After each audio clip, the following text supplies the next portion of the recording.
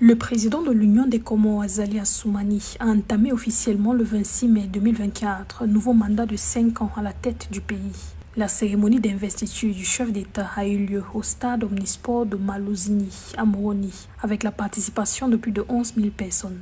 Azali Assoumani a été réélu dès le premier tour lors de l'élection présidentielle du 14 janvier 2024 avec 57,2% des voix.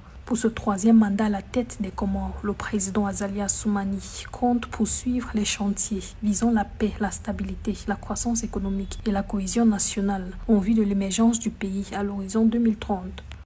J'entame ce nouveau mandat de président de l'Union des Comores dans une conjoncture très sensible au niveau régional et international où le monde est confronté à des défis majeurs sanitaires, sécuritaires et de changement climatique. Je mettrai tout en œuvre pour garantir la paix, la sécurité, la cohésion nationale et l'intégrité territoriale de notre pays.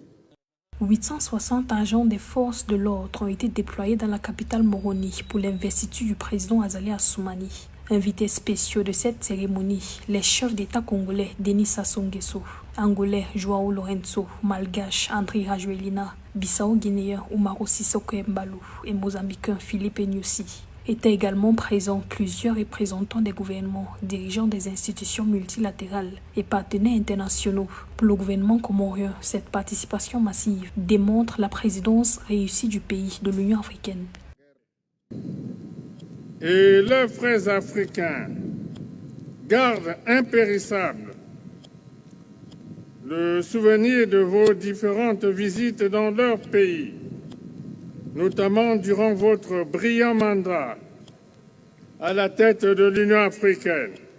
Ils vous témoignent leur reconnaissance pour votre intérêt jamais démenti pour une Afrique moderne, unie, solide et solidaire. L'opposition comorienne critique les dépenses engagées pour les festivités de l'investiture, alors que le pays est notamment confronté à une épidémie de choléra et à des inondations dévastatrices. Les chiffres officiels font état d'environ 120 décès depuis que l'épidémie a été signalée dans le pays en février 2024. Les récentes inondations ont entraîné des pertes importantes en matériel et en vie humaine, ainsi que des déplacements forcés. Le troisième mandat du président Azali Assoumani devrait s'achever en 2029.